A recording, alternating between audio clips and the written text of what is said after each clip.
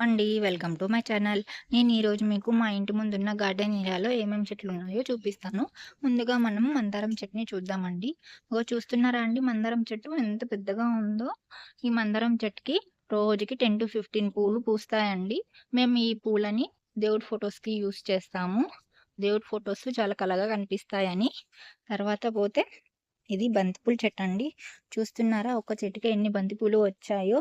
ఇవి పెద్ద బంతి పూలండి. చూడండి. చాలా క్యూట్‌గా ఉన్నాయి కదండీ! వీటిని మేము గడపలకి యూజ్ చేస్తాము. ఇకపోతే ఇది తమలపాకు చెట్టండి. ఈ తమలపాకు చెట్టు కూడా చూడండి ఎంత పెద్దగా అయిపోయిందో. ఇది ఆరోగ్యానికి చాలా మంచిదండి. ఈ తమలపాకు చెట్టు. నెక్స్ట్ పోతే ఇది నందివర్ధనం చెట్టండి. ఈ నందివర్ధనం చెట్టుకి ఇంకా పూలు రాలేదండి. అన్ని మొగ్గలున్నాయి.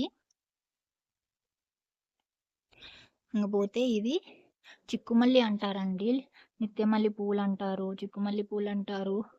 వీటిని మేము మాలలుగా అల్లి దేవుడి ఫోటోస్‌కి యూజ్ చేస్తాము. ఇది స్నేక్ ప్లాంట్ అండి. చూస్తున్నారు కదా!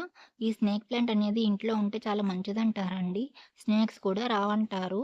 కానీ అది ఎంత మాత్రం నిజమో నాకు మాత్రం తెలీదండి. మీకేమన్నా తెలిస్తే కామెంట్‌లో చెప్పండి.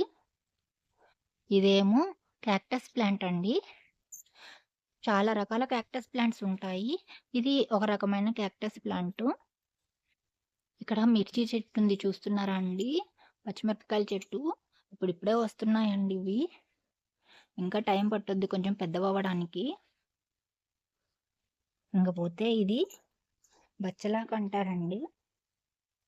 ఈ బచ్చలాకును మనము పప్పులో యేసుకొని, అంటే ఆకుకూర పప్పులాగా చేసుకొని తింటే చాలా మంచిదండి.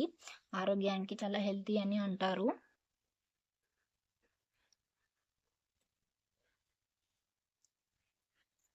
థాంక్స్ ఫర్ వాచింగ్ అండి. Please subscribe.